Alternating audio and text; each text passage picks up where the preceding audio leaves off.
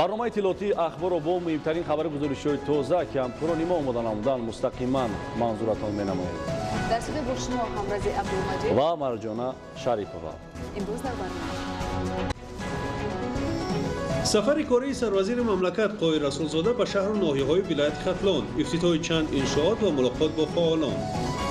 رشد ساحه پرنده پروری، تامین اهالی با گوشت و تخم مرغ. افضلیت به تجربه علمی و مستحکم کردن بازه تکنیکی به کشاورزان ناحیه‌های رشت و تاجیک‌آباد تکنیک کشاورزی تقدیم کرده شد. این تکنیک‌ها قطعی البته کار آسون میشه در صحرا.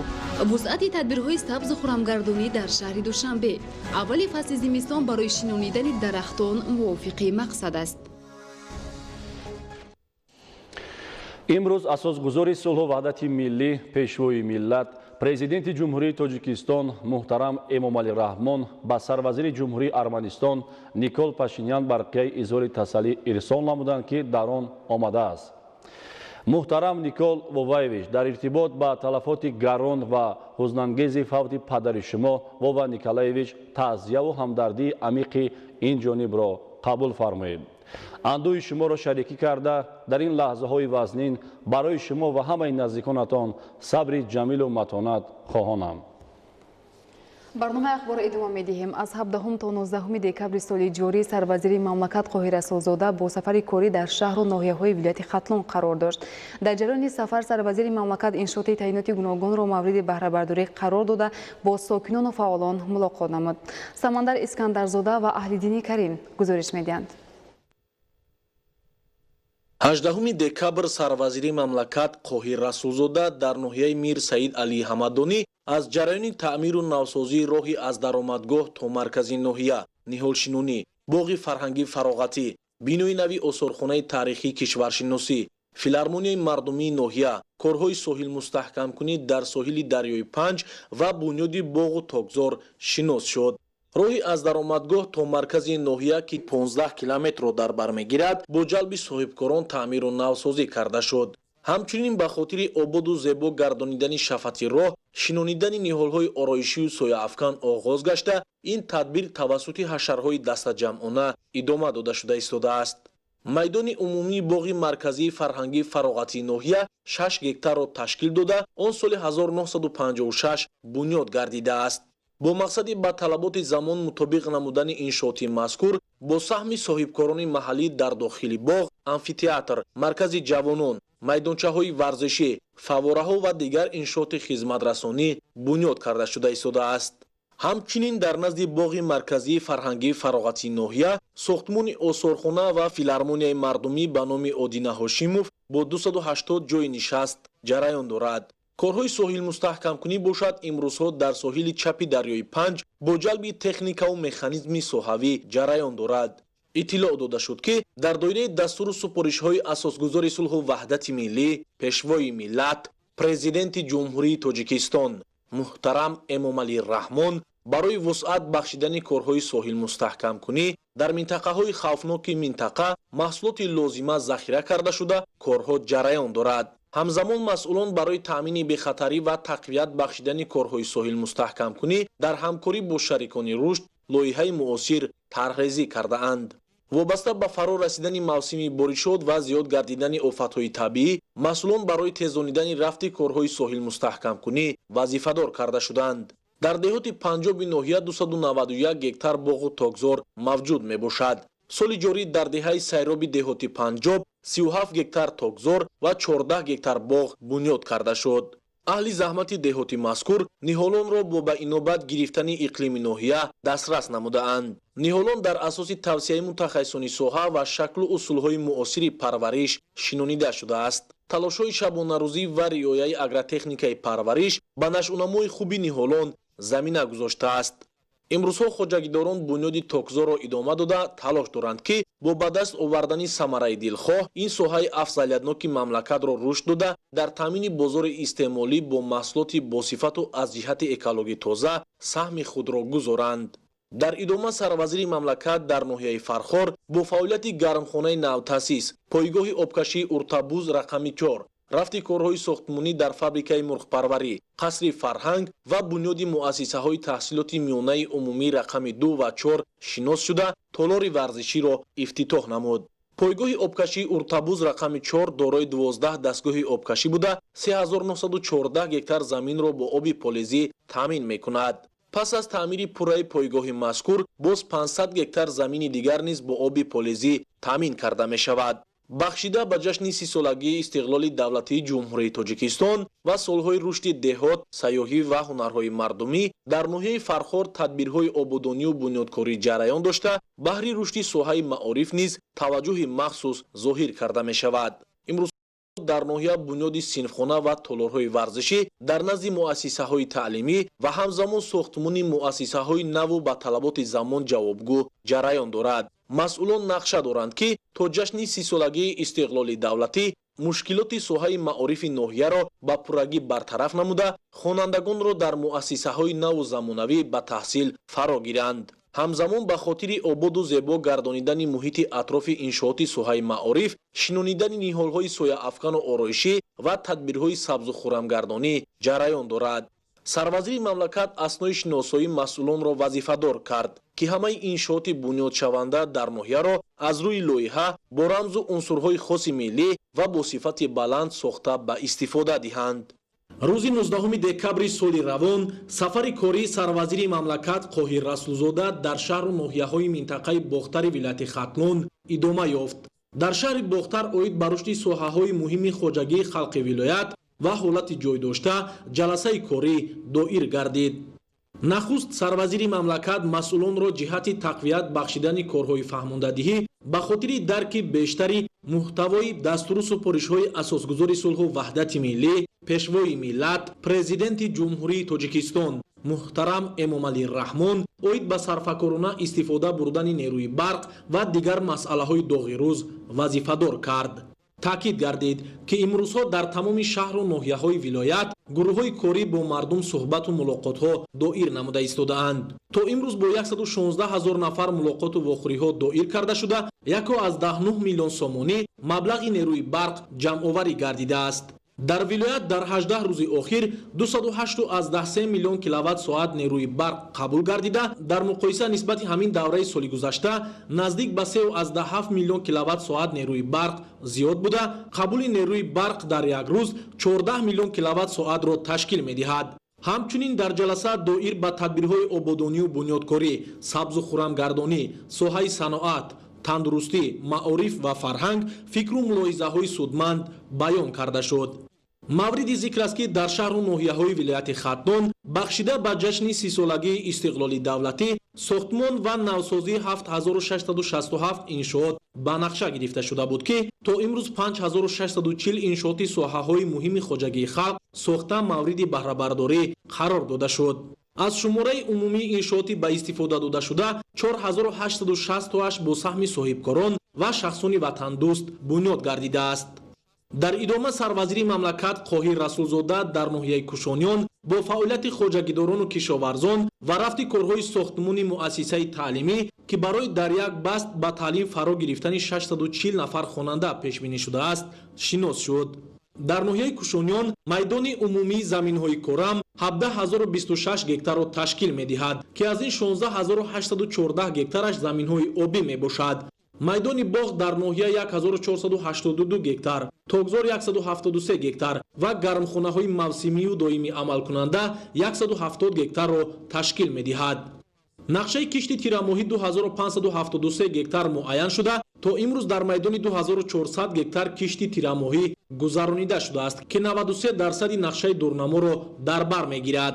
дар 11 моҳи соли равон дар ноҳия 125019 тонна сабзавот, 14193 тонна меваҷот, 36412 тонна ғалладонагиҳо ва 25980 тонна пахта истеҳсол карда шудааст. ҳамчунин дар ин рӯз сарвазири мамлакат дар шаҳри Бохтар аз фаъолияти коргоҳу корхонаҳои саноатӣ, тадбирҳои ободонию бунёдкорӣ ва самаранок истифода гардидани заминҳои назди ҳавлигӣ дидан кард. айни замон дар шаҳри Бохтар дар 3 гектар гармхонаҳои доимӣ амалкунанда мавҷуд буда, хоҷагидорон ҳамасола аз 50 то 70 гектар гармхонаҳои мавсимӣ ташкил намуда, маҳсулоти ниёзи аввалро кишту парвариш мекунанд. имрӯзҳо ҳосил дар гармхонаҳо фаровон буда, аҳли заҳмат рӯзҳои наздик самараи дастранҷи худро пешниҳоди сокинон мегардонанд.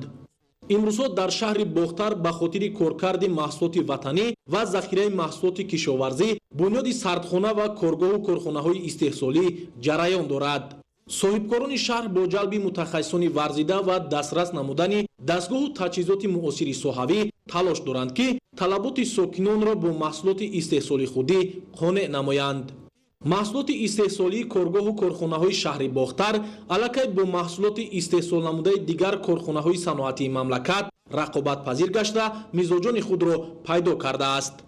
имрӯзҳо корҳои сохтмони муассисаи таҳсилоти миёнаи умумии сеошҷона бо 32 утоқи корию синфхона, толори варзишӣ, маҷлисгоҳ барои 320 хонанда дар Якбаст дар маҳаллаи Мирзо Турсунзода, муассисаи таълимии хусусии 6 ошёна бо 33 утоқи корию синфхона барои 240 нафар хонанда дар Якбаст ва боғчаи кӯдакона дар маҳаллаи Зархези шаҳр ҷараён дорад.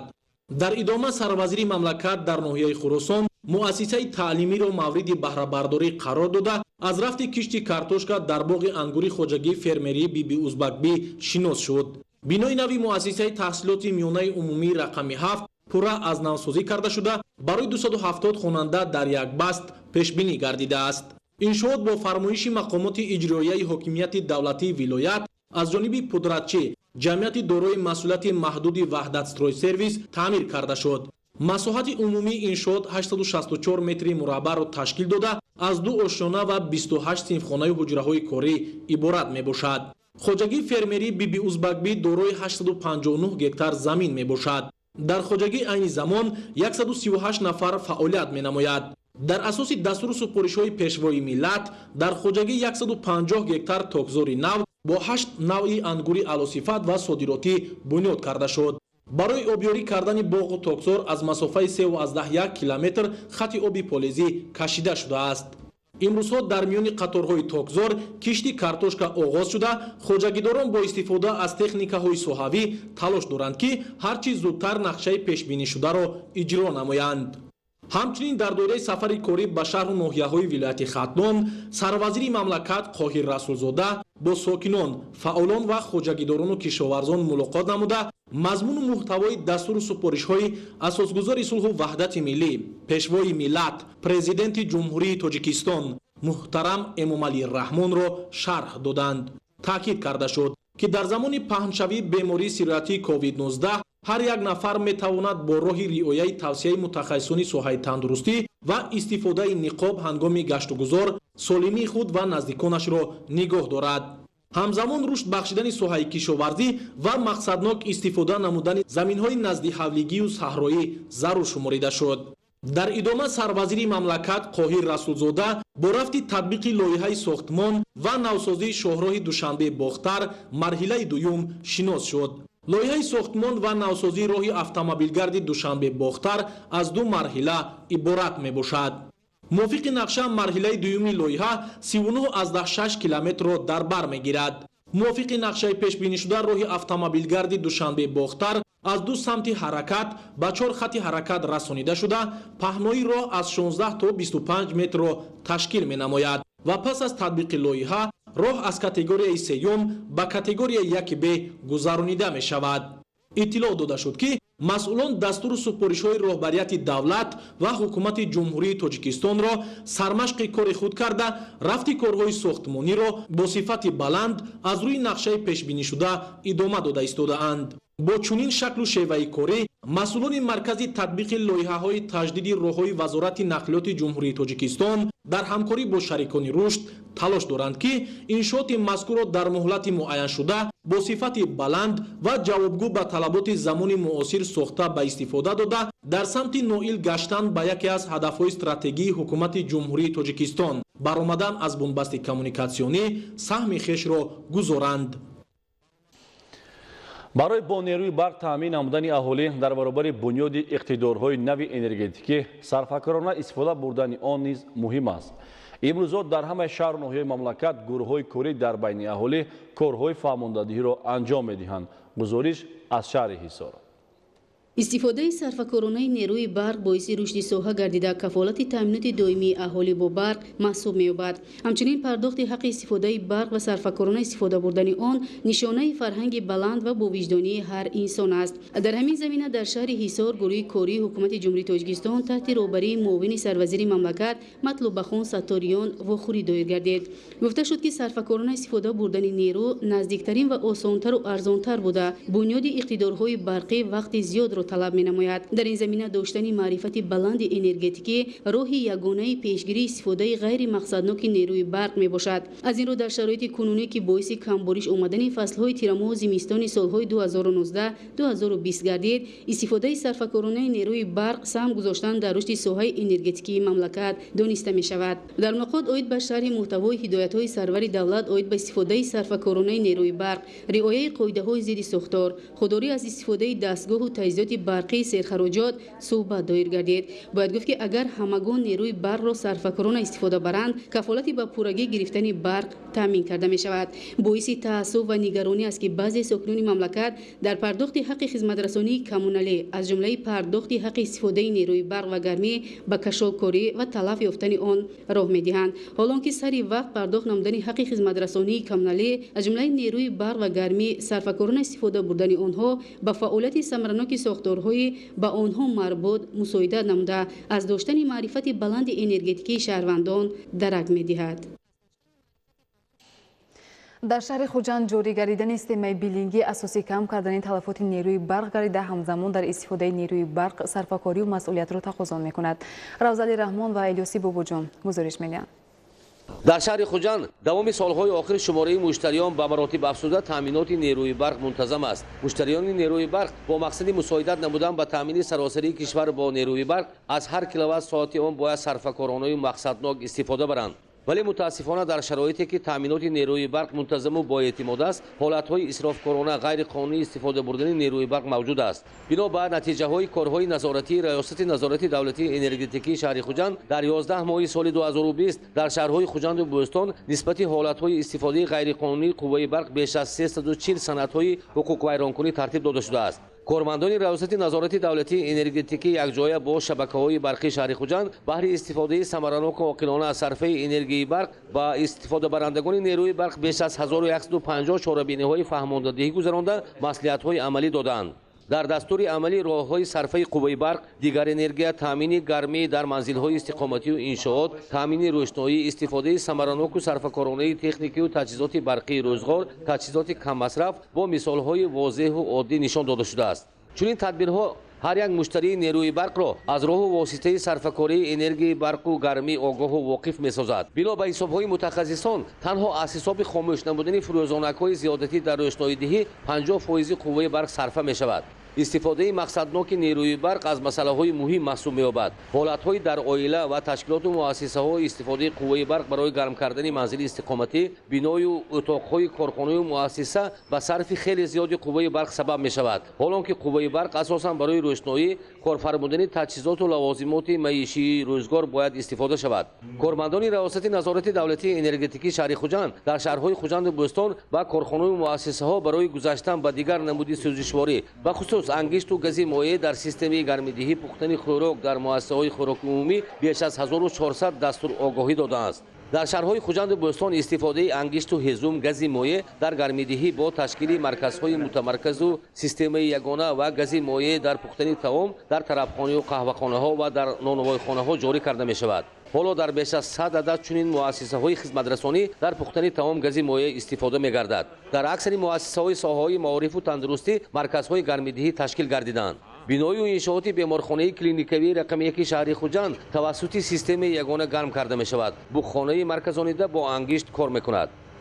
дар фасли сармо тамоми биноҳои беморхона тариқи ин иншоот бо гармӣ мутамарказонида шуда таъмин карда мешаванд. барои гармидиҳӣ дар як шабонарӯз зиёда аз 1 тонна ангишт истифода бурда мешавад ки ин назар ба қувваи барқ қариб наздики 1 маротиба арзонтар мебошад ва дар сарфа намудани қувваи барқ мусоидат мекунад. дар беш аз 40 муассисаҳои таҳсилоти миёнаи умумии шаҳрҳои хуҷанду бӯстон марказҳои гармидиҳӣ ташкил ва дар онҳо ангишт истифода мешаванд. солҳои охир аз тарафи мақомоти иҷрокунии давлатии шаҳри хуҷанд муассисаҳои таълимӣ давра ба давра ба системаи ягонаи гармидиҳӣ гузаронида шуда. солҳои гузашта дар муассисаи таҳсилоти ҳамагонии рақами 30 шаҳри хуҷанд, дар мактаби рақами 20 шаҳри хуҷанд пурра аз буҷети маҳаллӣ муассиса ба системаи ягонаи гармидиҳӣ гузаронида шуд. бо мақсади сарфаи қувваи барқ дар шаҳри хуҷанд аз соати 24 шаб то 5 субҳ хомӯш набудани равшанидиҳандаҳои таблиғотӣ ва ороишии бинои иншоот ҷорӣ шудааст. риояи меъёри муқаррар гардидаи истифодаи энергияи барқ ва иқтидори иҷозатшудаи таҷҳизоти барқӣ низ аз роҳҳои сарфаи қувваи барқ мебошад ва сарфаю сариштакорӣ дар истифодаи қувваи барқ ба манфиати системаи энергетикӣ ва ниҳоят барои сокинони кишвар аст. равзали раҳмон, Илёс Бобоҷон, вилояти Суғ барои барномаи ахбор. имрӯзҳо дар идораҳои барқи зертобаи шабакаҳои барқи шаҳри Истарафшан хизматрасонӣ дар сатҳи баланд ташкил карда шудааст. бо мақсади сарфакорона истифода намудани нерӯи барқ ки асоси таъминоти аҳолӣ бо барқ мебошад, масъулин корҳои фаҳмондадиҳиро амалӣ менамоянд. гузориши Мазбут Бобозода дар ин хусус. дар зеристгоҳҳои барқи Чорбоғ ва Сабристони шаҳри Истарафшан васлу насбозии трансформаторҳои 40,000 киловолт ампера ва 16,000 киловолт ампера сифати истифодаи барқи муштариёни иҷтимоӣ ва обёрии мазраъҳои хоҷагиҳои деҳқонии инфиродию оилавии минтақаи ба номи Исмоили Сомонии ноҳияи Деваштиҷ ва баъзе деҳаҳои ноҳияи Шаҳристон. ҳамзамон ҷамоатҳои деҳоти Чорбоғ ва Сабристонро хеле баланд ва пардохти саривақтии маблағи ҳаққи истифодаи барқро таъмин намуд. дар ноҳияи Спитамин имрӯз 5 адад зеристгоҳ Нов, Юсуфӣ, Лангар, Куркат ва Тоҷикистон амал менамояд. бомпӯш кардани истгоҳи трансформатории шиддаташ 6/04 киловолта, ивази 45 адад сутунпояҳои корношоями хатҳои баландшиддати барқи 6 ва 10 киловолта, бо 400 адад оиқи ҷадид таъмин кардани оиқҳои шикастаи хатҳои баланду пастшиддат ва ба меъёр мутобиқ гардондани равғани 390 адад истгоҳи трансформаторӣ дар мувозина буда, ба кормандони идораи шабакаҳои барқи ноҳия имкон фароҳам овард ки масъулину барқчиён 25500 адад муштариёни ноҳияро бо барқ таъмин созанд. дар давоми 11 моҳи соли ҷорӣ мо зиёда аз 35 миллион сомонӣ ҳаққи истифодаи қувваи барқро ҷамъоварӣ намудем ки худо хоҳад то охири сол бо ҳаракат мекунем ки нақшҳои дар пеш гузошта шударо бо мувофиқат иҷро намоем. дар ноҳия ба номи Ҷаббор Расулов низ ба зимистони солҳои 2020-2021 омодагии комил диданд. ҷиҳати коҳиш додани талафоти беҳудаи барқ, камбор гардондани трансформаторҳои мавҷуда ва таъмини муштариён бо барқи доимӣ дар маҳаллаҳои навбунёд ва сераҳолии ноҳия 6 адад трансформатори муосири барқ таъминкунанда васлу насб карда ба масофаи 5500 метри тӯлонӣ ба ҷои ноқилҳои намуди А16 ноқилҳои пурқудрати А50 кашида бо ин васила талафоти беҳудаи барқ пешгирӣ карда шуд. имрӯз зеристгоҳҳои дар ноҳия ба номи Ҷаббор Расулов мавҷудаи Пахтакор ва Болакандоз, Деҳмои 1, Шаҳрак, Хоҷабокирғон, Деҳмои 2 ва Соҳил пас аз таъмири хушсифат муштариёнро бо барқ таъмин карда истоданд. маврид ба таъкид аст ки дар ин комёбиҳои назаррас заҳмати масъулину мутахассисони идораҳои шабакаҳои барқи минтақаи Истарафшан назаррас арзёбӣ мегардад. мувофиқи нақша барои коҳиш додани талафот нерӯи барқ зиёда аз 55 километр хатҳои ҳавои барқи 04 киловолт иваз карда шуд. 6 адад истгоҳи трансформатори иловагӣ ба тавоноҳои гуногун гузошта ба истифода дода шуд. 30 адад пояи барқи фарсуда гашта ба пояи оҳани бетонӣ иваз карда шуд. дар идораҳои шабакаҳои барқи зертобаи минтақа туфайли аз хонаҳои ҳавлиҳо ба кӯча баровардани барқҳисобкунакҳо ва иваз намудани барқҳисобкунакҳои индуксионӣ ва таҷҳизоти электронӣ дар 11 моҳи сифаришудаи соли равон ҷамъоварии маблағи ҳаққи барқи истифодашуда мутаносибан аз 93 то 97% ташкил медиҳад. дар шабакаҳои барқии минтақаи Истарафшан дар 11 моҳи соли ҷорӣ 156682 сомонӣ маблағи нерӯи барқ аз ҳисоби муштариён ҷамъоварӣ шуд ки нисбат ба соли 2019 27 миллион сомонӣ барзиёд мебошад. Мазбут Бобозода аз вилояти Суғ барои барномаи ахбор. таҷрибаи солҳои охир нишон дод ки беафзалият додан ба таҷрибаи илмӣ ва мустаҳкам кардани баъзаи техникӣ наметавон пешрафти соҳаи кишоварзиро таъмин намуд. Бо назардошти ҳамин аз тарафи ҳукумати ҷумҳурии Тоҷикистон дар доираи амалишавии лоиҳаи дастгирии соҳаи кишоварзӣ дар заминаи ҷомеа ба кишоварзони ноҳияҳои Рашт ва Тоҷикобод 23 трактор ва зиёда аз 80 мошини олоти нави кишоварзӣ тақдим карда шуд. Наврӯзшоҳи Азизулло мавзӯъро идома медиҳад. шудгор, кишт, дорупошӣ, ҷамъоварӣ хӯроки чорво ва ҳосили картошкаву ғалладонагиҳо, техникаҳои навъин ва дигар намуди фаъолиятро ба анҷом мерасонанд. Ин дастгирии ҳукумати ҷумҳурии Тоҷикистон имкон медиҳад ки дар ноҳияҳои Рашту Тоҷикобод рушди картошкапарварӣ, боғдорӣ ва чорвопарварӣ мутобиқ ба талаботи замон таъмин гардад. набуд ин хел техникаҳо набуданд. дастӣ мезадид, як вай мекарди азобу машаққат. ҳозир мана трактор да бастагӣ байни қаторо да меравад, ду тараф дору мешапад, боз дигар ин мушкили деҳқона осон кардааст. солҳои охир ҳангоми кишт, парвариш ва истеҳсоли маҳсулот кишоварзони ноҳияи Рашт дар асоси таҷриба ба истифодаи дастовардҳои илмие ки рушди истеҳсолотро мутобиқ ба талаботи замон таъмин мекунад афзалият медиҳанд. Дастрас шудани 16 трактор, ядак, алафдаравак, алафтойкунак, картошкашинонак, дорупошаки роторӣ, испор ва сихмола ба кишоварзони ноҳияи Рашт имкон медиҳад ки аз ҳисоби имкониятҳои ҳанӯз истифода нашуда афзоиши истеҳсолотро таъмин кунанд. акнун бармои мо имконияти мусоид фароҳам омад ки бо ин техникое ки нав дастраси деҳқонон гардиданд тавонем тамоми заминҳоро шудгор карда партоем барои кишти баҳориму ки ҳосилнокии картошкаро дар оянда зиёд намоем. хурсандӣ мо дар оне ки пешвақт ҳамин техникаҳо набуданд, техникаҳо набуд, корро мушкил буданд. ҳозир ин техникаҳо қатъи албатта кор осон мешавад, дар саҳро албатта тезтар мешаванд, соҳаи кишоварзӣ ҳам рушд меёбад. ҳарчи бештар ҷорӣ намудани таҷрибаи пешрафтаи илмиву амалӣ дар истеҳсолот ва баланд бардоштани ҳосилнокӣ дар доираи амалишавии лоиҳаи дастгирии соҳаи кишоварзӣ дар заминаи ҷомеа тавассути беҳгардонии шароити техникии хоҷагиҳо таъмин карда мешавад. инро роҳбарияти вазорати кишоварзӣ, мақомоти иҷроияи ҳокимияти давлатии ноҳияи Рашт ва лоиҳаи дастгирии соҳаи кишоварзӣ дар заминаи ҷомеа ҳангоми муаррифӣ ва тақдими техникаву мошинолоти кишоварзӣ иброз доштанд. акнун хоҷагидорон метавонанд бо истифода аз имкониятҳои ҳанӯз истифода нашуда афзоиши истеҳсолотро таъмин кунанд. пештар дар ҳар як ҷамоат агар як техника вуҷуд дошт, кор мебурдем мо кишоварзон. акнун дар ҳар як деҳа техника пайдо гардидааст. дар ин рӯз ба кишоварзони ноҳияи Тоҷикобод низ техникаву мошинолоти кишоварзӣ тақдим карда шуд. дар маҷмӯъ ба базаи техникии соҳаи кишоварзӣ ин ноҳияи кӯҳии мамлакат 7 трактор, комбайн ва теъдоди зиёди мошинолоти кишоварзӣ ворид гардид. мо соҳиби техникаҳои нав шудем. аз ин ҳисоб бисёр хурсандем. сари вақт кишта ба анҷом мерасонем. соҳиби техникаи муосир шудани хоҷагиҳо дар заминаи татбиқи лоиҳаи дастгирии соҳаи кишоварзӣ дар заминаи ҷомеа сурат мегирад. беҳтар шудани имконият ба ноҳияҳои кӯҳии мамлакат шароит фароҳам меорад ки кишоварзон имкониятҳои табииро барои истеҳсоли маҳсулоти кишоварзӣ ҳарчи бештар истифода кунанд. дар маҷмӯъ дар заминаи дастгирии ҳукумати мамлакат аз тарафи лоиҳаи дастгирии соҳаи кишоварзӣ дар заминаи ҷомеа базаи техникии соҳаи кишоварзӣ 7 шаҳру ноҳияи мамлакат мустаҳкам гардонида мешавад. дар ноҳияи Рашти Тоҷикобод аз ҷумла 23 адад трактори тамғаи МТЗ, як адад комбайни ғалладаравӣ ва 80 номгӯи мошинолотҳои кишоварзӣ аз ҷумла ядак, плуг, алафтойкунак, дорупошакҳои роторӣ, картошкашинона ва культиватор барои коркарди байни қаторҳои зироатҳо ва инчунин дигар мошинолотҳои кишоварзӣ таъмин карданд.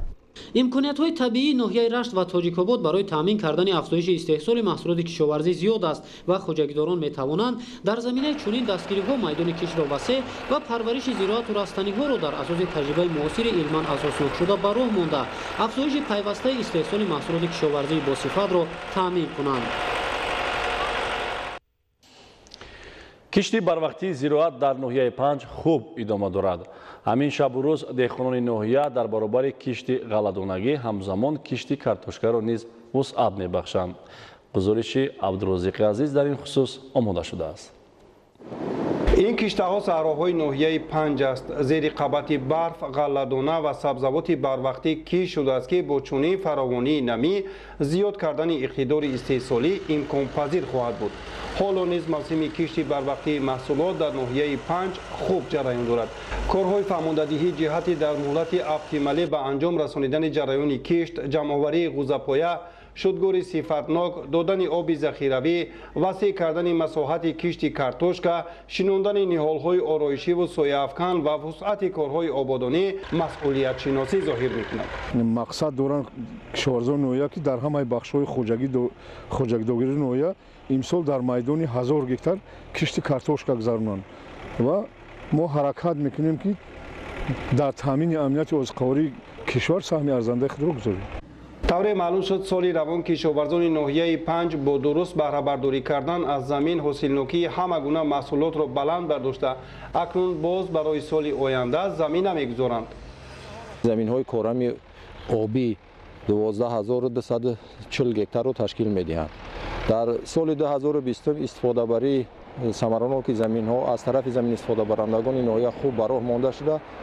همه زمین‌هایی که در استفاده بری خواجگی‌های دهقانی و دیگر خواجگی‌های اجاروی وابسته کرده شده بودند پره به کشت فرا گرفته شدند. علاقه بیش از 60% زمین‌های برای کشت پخته معین گردیده شدگار کرده شده. تازه کردن غوزه‌پایه با فرصت مناسب آب و هوا به راه مانده می‌شود.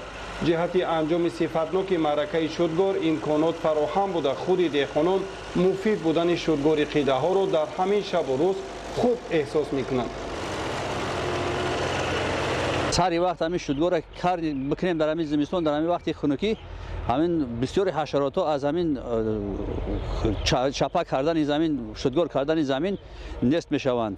مقصد علف بیگانه هم نست می شود، حشرات های ضرر رسان هم نست می شوند. بسیار بعد همین برای آینده، برای حاصل نکشه بران حاصل فایده بسیار دارد. ممکن تا 10-15 سانتی حاصل نوکی زیاد شود. در پیشرفت کار کشاورزان مرکز خدمترسانی تکنیکی ناحیه 5 خدمترسانی سطح بلند را تامین نموده است. با دستگیری حکومت جمهوری تاجیکستان و کارخانه واحد دولتی جمهوری تاجیک اگرالیزینگ به این ناحیه دوردست کشاورزی تکنیک‌های گوناگون و قسم‌های احتیاطی را دسترس نمودند که در هر موسم کشت و جمع‌آوری حاصل از آنها استفاده می‌برند. با ناحیه 56 عدد تکنیکا 117 نمود تجهیزات تکنیکی وارد کرده شده است. عین زمان با تراکتورهای مرکز تکنیکی خدمت رسانی کشت کارتوشکا رفته ایستاده است. فرصت برای کشت کارتوشکا تا نیمه اول ماه فوریه باقی میماند، ولی بهترین مهلت کشت این زراعت همین شب و روز ارزیابی می شود. اداره دولتی بهداشت زمین و آبیاری در ناحیه 5 در همکاری با خواجگی‌های پختکار زهبور و زکشا را سری وقت تازه کرده با بهتر شدن بازده زمینه میگذارند. در شهرهای درآمدگاه ناحیه 5 حشر نهالشینانی را مشاهده کردیم که از تدبیرهای خوب اکولوژی محسوب می‌یابند. طور مسئولین شعبه حفظ محیط زیست اطلاع دادند همین موسم روان در ناحیه 5 18000 بیخ نهال‌های آرایشی، سایه‌افکن و میوه‌دهنده شینانده می‌شوند. عبدالرزاق عزیز و عبدالله قادر، ناحیه 5 اخبار. давоми солҳои соҳиб истиқлолӣ дар ҷумҳурии тоҷикистон ҷиҳати бунёди корхонаҳои паррандапарварӣ тадбирҳои зарурӣ амалӣ карда шуда шароити мусоид барои фаъолияти соҳибкорон дар ин самт фароҳам оварда шудааст. гулчеҳраи саттор мавзӯъро идома медиҳад. яке аз роҳҳои афзун намудани истеҳсоли тухм ва гӯшти парҳезӣ бунёд ва суратбахшии фаъолияти корхонаҳои парвариши парранда аст ки айни замон паррандапарварони ҷумҳурӣ бо роҳҳои инноватсионӣ фаровонии истеҳсолоти ватаниро дар бозор таъмин намуда воридоташро коҳиш додаву талош доранд ки бо ин роҳ дар ояндаи наздик талаботи истеъмолии аҳолиро бо маҳсулоти босифат таъмин намоянд. дар корхонаҳои паррандапарварии ҷумҳурӣ имсол истеҳсоли тухм ба 292 миллион расонида шудааст ки ба қавли масъулин нисбати соли гузашта 250 миллион дона зиёд аст. мувофиқи талабот як шахс дар давоми сол бояд 197 дона тухм истеъмол намояд. ин талаботро ба назар гирифта корхонаҳои истеҳсолӣ воридоти таҷҳизоти муосирро бо имтиёзҳои муҳайёнамудаи ҳукумати мамлакат ба роҳ монда شده در نگاهبین و پرورش چوجه تخمی و خشکسات گوشتی تا جای موفق نیز گردیدند. عین حال در جمهوری 177 کارخانه و پرورش 9 از 10 میلیون سرشماری پرنده مشغولند که نسبت سال گذشته 17,000 تن گوشت و 250 میلیون دانه تخم بیشتر استحصال نمودند. سال 2018 از جانب پیشوای ملت پرزیدنت جمهوری تاجیکستان محترم امامعلی رحمان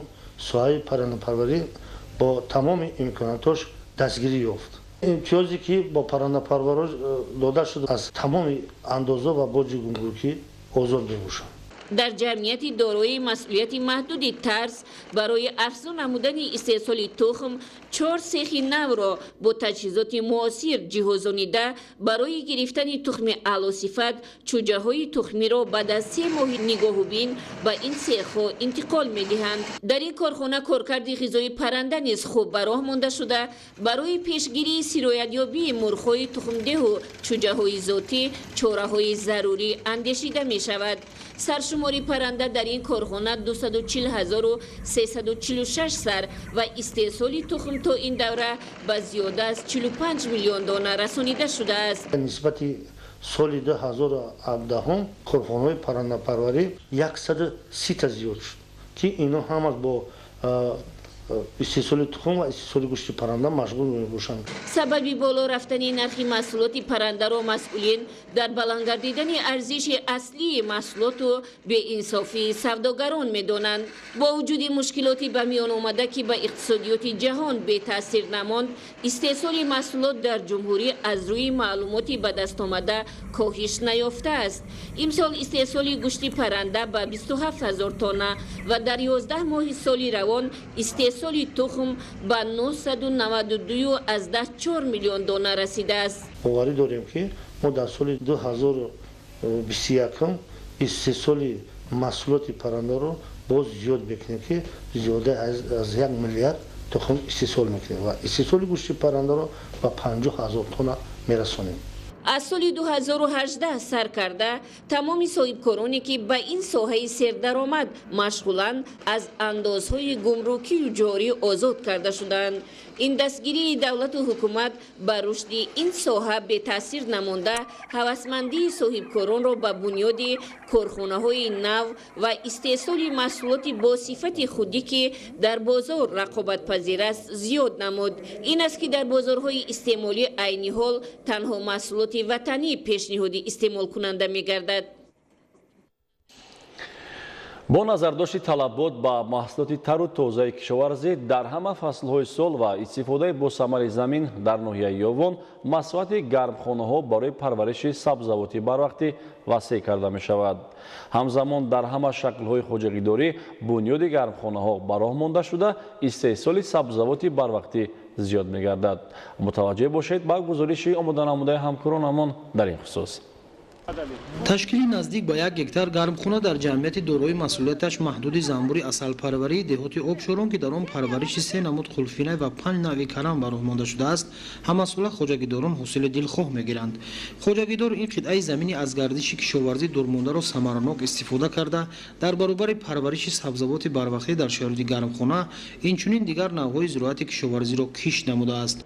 با گرفتن حاصل فراوان میوه و سبزیجات در سمت‌های دیگر خواجگیداری از جمله زنبور اصل پروری و چاره‌داری نیز اهل زحمت دستاوردی نظررسی مهنتی دارند. پرورش کوچک نوع‌های سرحاصل قلفینه و کرم در شرایط گرمخانه به خواجگیدار امکان فراهم آورده است که از این حساب فعالیتشان را در استحصال محصولات تر و تازه کشاورزی در همه فصل‌ها سال از سال گسترده به راه مانند. زمین نزد حولگی را هم ساکنان دهات آبشاران ناحیه یاون ثمرناک استفاده می‌برند که به این وسیله در تامین بازارهای داخلی با سبزیجات تر و تازه سهم گذاری کرده از این حساب سطح زندگیشان نیز بلند می‌گردد.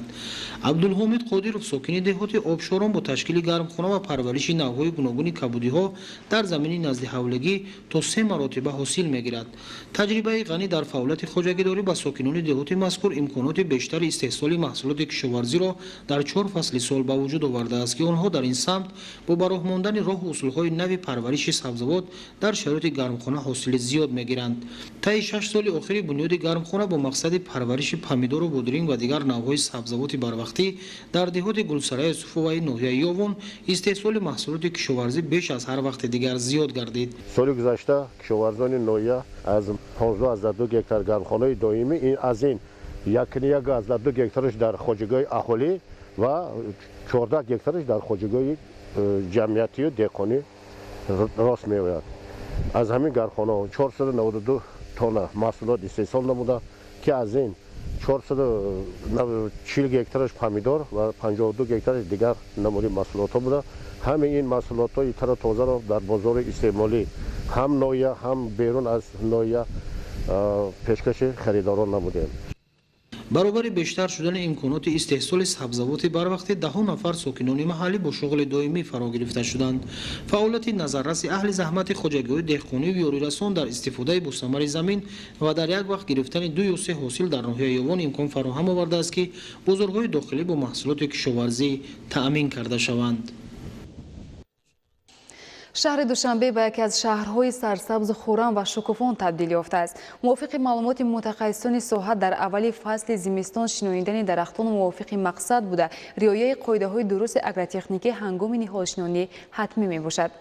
гузориш дар ин хусус.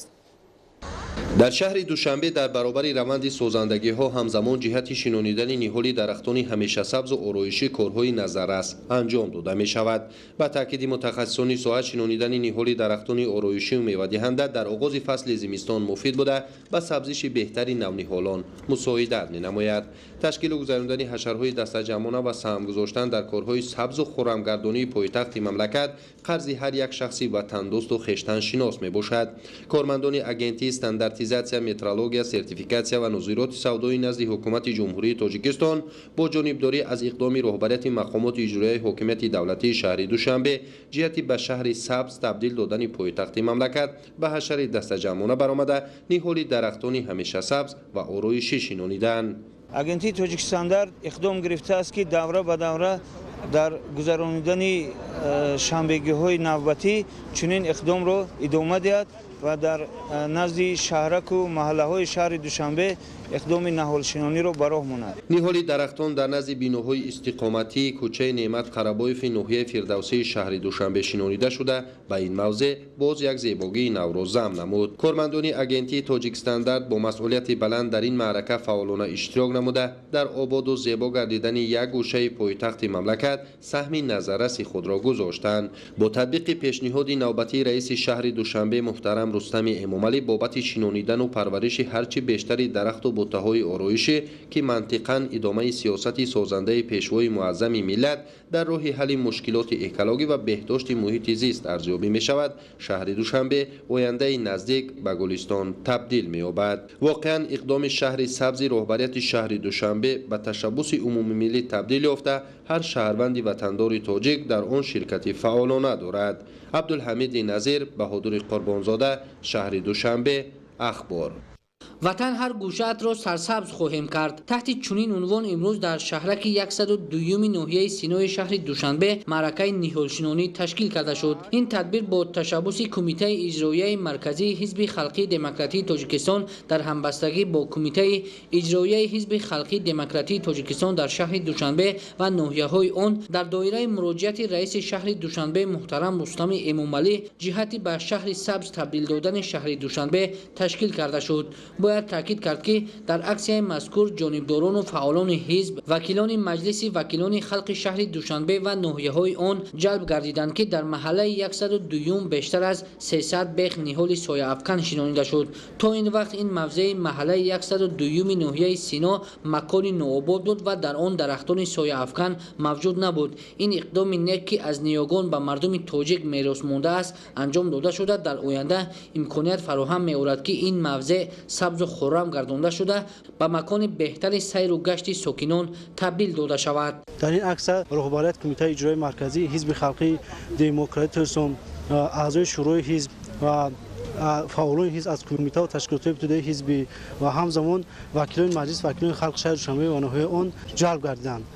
طبق اطلاعات تا امروز با ابتکار کمیته اجرایی مرکزی حزب خلقی دموکراتی تاجیکستان در همبستگی با کمیته اجرایی حزب خلقی دموکراتی تاجیکستان در شهر دوشنبه و ناحیه‌های آن قریب 5000 بیخ درختان سوزنبرگ شینانیده شده است. با عملی نمودن کارهای آبادانی و سوزندگی و وسعت بخشیدن شینانیدن درختان آرایشی، سال به سال کوچه و خیابان‌ها، باغ‌های استراحتی نزد انشاءات زیبا و دقت جلب کننده گشته است. شینانیدن درختان آرایشی و همیشه سبز در آینده به شهر سبز تبدیل دادن شهر دوشنبه مساعدت می‌نماید.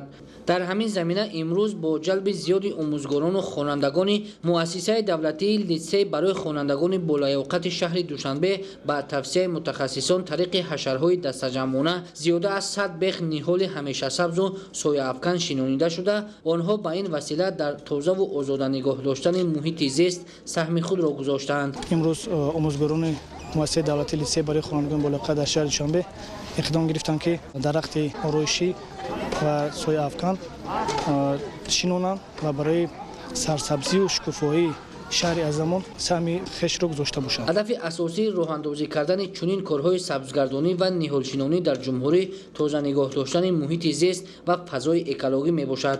ریاست دانشگاه اگراری تاجیکستان به نام شیرینشاه شاه تیمور اقدام سازنده و بنیادکارانه راهبریت شهر دوشنبه را همیشه پشتیبانی نموده در کارهای سبزگردانی و وسعت بخشیدن نهالشینانی سهم میگذارند. این نوبت آموزگاران و دانشجویان دانشگاه در خیابان رودکی نزدیک 100 بیخ درخت سایه افکن گوناگون شینانیدند. این تدبیر جهتی در عمل تطبیق نمودن اقدام سازندگی و آبادکارانه رئیس شهر دوشنبه محترم رستم امامعلی وابسته به شهر سبز تبدیل دادن پایتخت مملکت پیش گرفته شد. دانشجویان درختان سایه افکن را در جایهای خالی مانده گلگشت نزد مجسمه ابو عبدالله رودکی شینانیدند. باید قید نمود که تا امروز نیز در گرد و اطراف بینای تعلیمی درختان زیادی سایه افکن شینانیده شدند و حالا نشأ و نمای خوب دارند. وقتی درختان آرایشی را ما برای شیناندن انتقال میدیم از یک جا به جای دیگر میبریم، درختان حتما باید که کمی درختان باید که با سلفان پلی اتلینی محکم باشد، هوا ندارد. با کدام خاطر؟ به همون خاطره که وقتی ما درخت از زمین میکنیم میگیریم 5% ریشه رستنی همون درخت در برابر کندن ما اصوب شمال نابود میشوند، یعنی خشک میشوند. به همین خاطر ما باید که محکم کنیم. راهی که ما انتقال میدیم یا ما باید که همین مسافت رو به اینوبت بگیریم که اگر که چند قدر راهی دور که رفتیم باید که با ماشین محکم بریم. نتیجه درست به راه ماندن کارهای سبز و خرمگردانی بود که امروز شهر دوشنبه آباد و زیبا گردیده. گلگشت و خیابان‌های آن را درختان سایه افکن احاطه کردند. در موسم نهالشینانی امساله ساکنان شهر وحدت و ناحیه‌های شهر نو رودکی صدها بیخ نهال آرایشی و سایه افکن شینانیده با این راه در سرسبزنمایی کوچه و نزد مؤسسات سهم گذاشتند. گزارش خبرنگاران ما در این خصوص آماده شده است.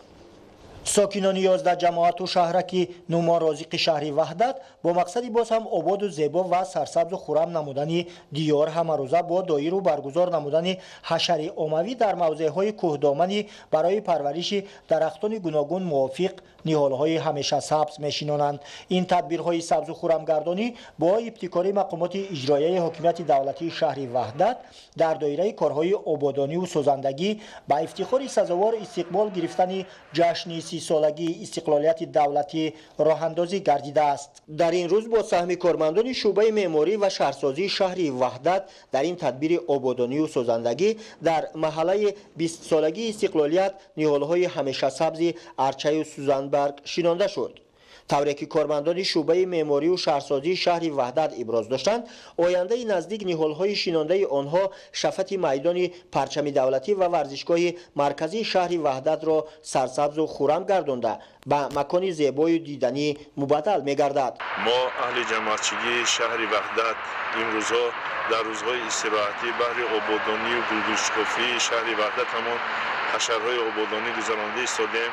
من امروز خرسندان در شهرهای وحدت دوشنبه به مقدار قریب 4000 درخت تن همیشه سبز شیناندیم که این نیز یک آبادانی، یک گوشه آبادانی دیار عزیزمان را باز هم زیباتر و آبادتر می‌گرداند.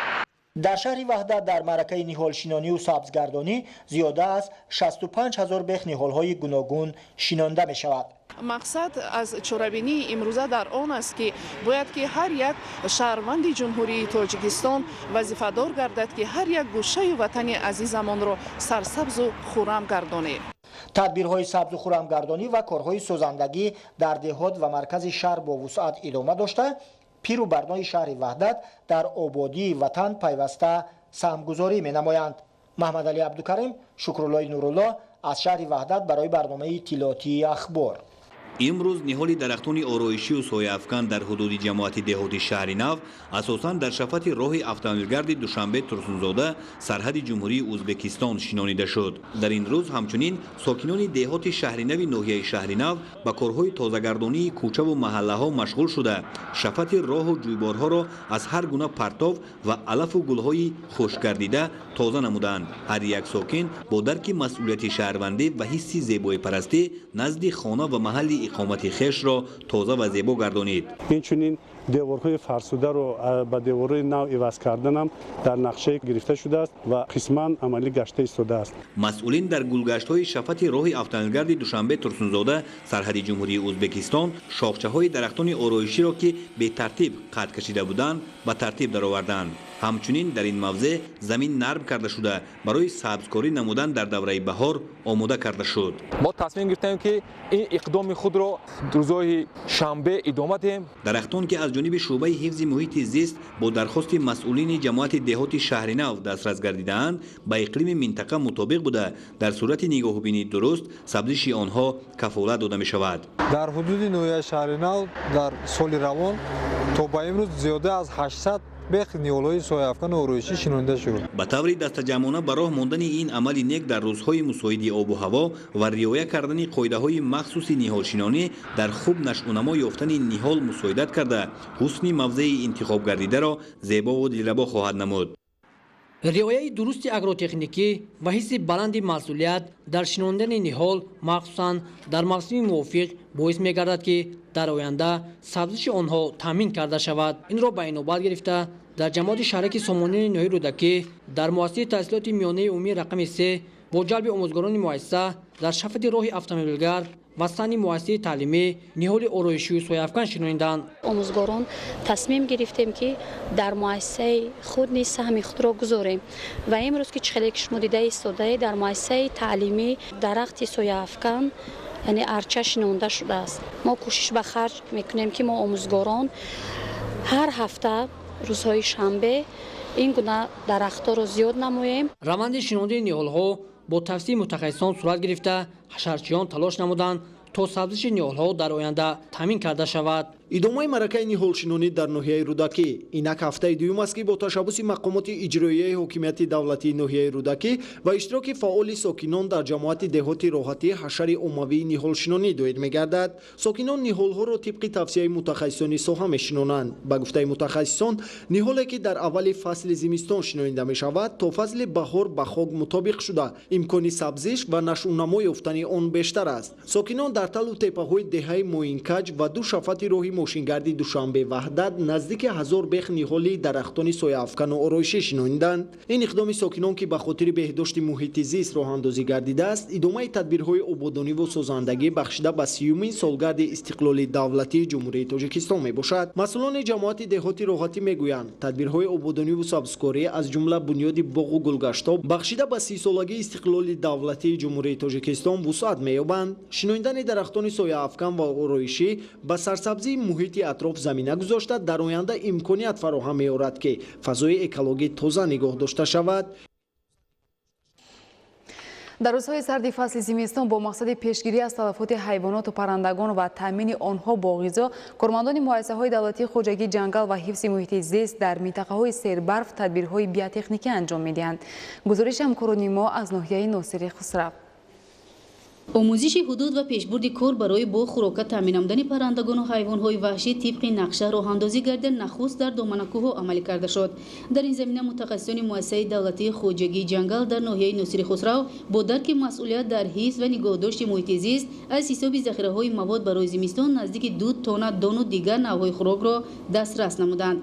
беш аз 18 000 гектар дар ин масоҳат ки марбут ба ҳудуди хоҷагии ҷангал аст тадбирҳои биотехникӣ аз рӯи нақшаи муайян татбиқ шуда маводҳо дар нуқтаҳои тахминии ҷамъшавии ҷонварони ваҳшӣ ва паррандаҳо паҳн карда мешавад. ҳамин тариқ дар доманакӯҳо барои аз сардӣ наҷот ёфтани ҳайвоноту набототи нодир донагиҳо ва коҳ тақсим гардид. чунин тадбир дар робита ба сардӣ ва барпӯш гардидани майдони ҷангалзор ва доманакӯҳо пайваста гузаронида мешавад. дар заминаи нақшачорабиниҳои муассисаи давлатии хоҷагии ҷангали ноҳияи Носири Хисрав дар фасли зимистон барои чорвоу ҳайвоноти нодире ки дар минтақаи кӯҳистон сукунат доранд корҳои биотехникиро сар кардем. захираи зимистон кардагӣ ҳастем. дар ҳудуди доманакӯҳо дар масоҳати 5 гектар пистазор, дар 5 гектари дигар бодом ва дар масоҳати зиёда аз 10 гектар ҷангали омехта бунёд шудааст. тибқи нақша 15 гектар бунёди плантатсияи боғи пистаро ба роҳ мондаем. имсол нақша чорабиниҳое ки бунёду барқарори чандин гектар ҷангалзорҳо ба нақша гузошта ҳастем ки корҳо дар ин самт давом дода истодем.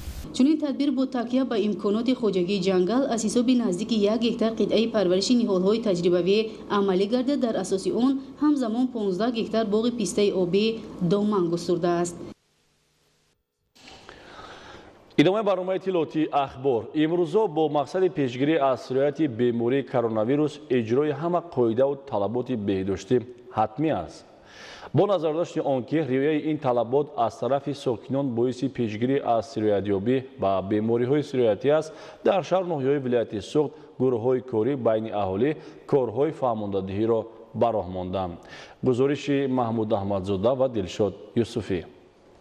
масъулини вазорати тандурустӣ ва ҳифзи иҷтимоии аҳолии ҷумҳурии Тоҷикистон дар шаҳри Хуҷанд аз рафти бунёди иншооти иҷтимоии иқтисодии шаҳр ба истиқболи ҷашни 30-солагии истиқлолияти давлатии ҷумҳурии Тоҷикистон, бунёди бинои нави корӣ ба кормандони маркази Тоҷикстандарт аз шароити беморхонаҳо, рафти корҳои пешгирӣ аз бемориҳои сироятӣ дар байни ҷомеа, роҳу тадбирҳои пешгирӣ дар муассисаҳои таълимию ҷараёни таълим ва дигар масъалаҳои вобаста ба бунёди иншооту ҳифзи солимии аҳолӣ аз наздик шинос шуда, қайд гардид ки бо қарори Ситоди ҷумҳуриявӣ вобаста ба вазъи эҳтимолияти хуруҷи коронавирус COVID-19 баргузории ҳар гуна чорабиниҳо, нишастҳои ҷашнӣ, шабнишинӣ ва дигар чорабиниҳои оммавӣ ба муносибати соли нави мелодӣ манъ шудааст ки ин тадбир баҳри имин нигоҳ доштани аҳолӣ аз гирифторӣ ба бемориҳои сироятӣ роҳандозӣ гардидааст. با مقصد تطبیق عملی قرار مذکور فهمانیدن اهالی عاید به خودداری از برگزاری نشست‌های عمومی، رعایت فاصله اجتماعی، استفاده نقاب‌های طبی و چاره‌های بهداشتی، مسئولین ساحه تندرستی، مرکز تشکل طرز حیات سالم و گروه‌های ترغیباتی حزب خلق دموکراتی تاجیکستان در ولایت سوغد در جای‌های جمعیتی، بازار و مرکزهای سودا و دانشگاه‌های عالی شهر خوجند کارهای فهماندهی دایر نمودند. در رفت فهماندهی به ساکنان ورقه‌های اطلاعاتی که در آن عاید به سرچشمه‌های پیدایش بیماری، نشانه‌های آن، چاره‌های پیشگیری معلومات درج گردیده است و همزمان عاید به صرف انرژی برق، اهمیت آن به بودجه دولت و خانواده در ورقه دیگر اطلاعاتی آورده شده است. با نخاب یککرتی طبی تقدیم اهالی نموده، هدف و مقصد پیشگیری بیماری و استفاده ثمرناک برق در روزگار صرفه و سرشته‌کاری را بار دیگر یادآور شدند. امروز در ناحیه قبادیان کارهای ساختمانی در ده‌ها انشاءات گوناگون تعیینات جشنی ادامه داشته. در این سمت ساکنان و صاحبکاران محلی سهم ارزنده خود را می‌گذارند. گزارش همکاران ما. کارهای آبادانی و سازندگی و ساختمانی و بنیادکاری به خاطر استقبال شایسته جشن پرافتخار سومین سالگرد استقلال دولتی در ناحیه قبادیان ولایت ختلان ادامه داشته. در این دایره بهر فراهم آوردن شرایط‌های ارزنده کار و روزگار، ساکنان طبق نقشه چاره‌بینی‌های مقامات اجرایی حاکمیت دولتی ناحیه در بنیاد انشاءات گوناگون معماری و سودا و خدمترسانی دست جمعانه حصه‌گذاری می‌نمایند. در همین دایره با اقدام کمیته اجرایی حزب خلق دموکراتی تاجیکستان тоҷикистон дар ноҳияи қубодиён ва саҳми бевоситаи сокинону соҳибкорони маҳаллӣ дар деҳаи зиракии ҷамоати деҳоти ишмурод ниёзови ноҳия корҳои сохтмонӣ дар маркази нави саломатии деҳотӣ оғоз гардид. маркази саломатӣ иборат аз таваллудхона ва хонаи эмгузаронӣ ва 3 утоқи дигар барои хоб кардани касалиҳо боз як дорухона сохта ба истифода дода мешавад. ба гуфтаи сокинони маҳаллӣ қаблан дар деҳаашон маркази саломатӣ мавҷуд набуд ва барои баҳравар гардидан аз хизматрасониҳои тиббӣ ба дигар деҳаҳои атроф мерафтанд. бинобар ин акнун бо вусъати корҳои созандагиву бунёдкорӣ дар ҳама гӯшаву канори мамлакат тасмим гирифтанд ки ба хотири беҳтар гардонидани шароитҳои кору хизматрасонии худ тариқи ҳашар маркази саломатиро бо назардошти шароитҳои муосир сохта мавриди истифода қарор диҳанд. табобат кардан ё сӯзандору гузарондан ё дигар ташхисҳо кардан мардуми ин деҳат зиёда аз 4.5-5 километр вай мешавад сарсон шуда мерафта табобат мегирад. мана ин бино ки сохтмонаш шавад худо насиб карда бошад мана наздик дар байни қишлоқ мардум ҳар вақте ки хоҳад ё шаб аст ё рӯз аст омада табобати худро карда ба хонаашон бармегардад. баробари вусъати чунин корҳои созандагиву бунёдкорӣ дар ҳама ҷамоатҳои шаҳраку деҳоти ноҳияи қубодиён ҳамчунин бо истифода аз мавсими мусоид сокинон ба амалҳои ниҳолшинониву сабзкорӣ машғул мегарданд. доираи васеи сокинон ва кормандони ташкилоту идораҳои ноҳиявӣ дар иқдоми тозагиву сабзкории навбатӣ фаъолона ширкат намуда сар карда аз назди коргоҳу идораҳои худ ва шафати роҳу гулгашту хиёбонҳо ниҳолони сояафкану ҳамешасабз ва гулу буттаҳои ороишӣ шинониданд. бахши ҳифзи муҳити зисти ноҳияи қубодиён дар самти шоҳрои қубодиён ба самти шарқу дар назди бино ташкилоту муассисаҳо яъне дарахтони сояафкан ороишӣ ва ҳамешасабз ва гулу гулбуттаҳо шинонда истоданд. имрӯз аз ҷониби бахши муҳити зист маъракаи ниҳолшинонӣ барпо шудааст. мо ҳам дар ин маърака ҳамроҳ шуда бо ҳамроҳи коркунони шуъбаи маориф дастаҷамона иштирок намудем. тибқи иттилои бахши ҳифзи муҳити зист ин мавсим дар ноҳияи қубодиён баробари шинонидани ҳазорҳо бех ниҳолони сояафкану ҳамешасабз ҳамчунин беш аз 262 000 бех гулу буттаҳои ороишӣ дар назар дошта шудааст ки аз ин 30 000 бех гули лола ва 32 000 бехашро гули садбарг ташкил менамояд. дар баробари амалҳои сабзкорӣ ҳамчунин сокинони ноҳия ки асосан дар соҳаи кишоварзӣ фаъолият менамоянд дигар корҳои омодагиро барои мавсими нави кишту кор анҷом медиҳанд. таварали соҳибназар, Парвези Сафар аз ноҳияи Қубодиён барои барномаи ахбор.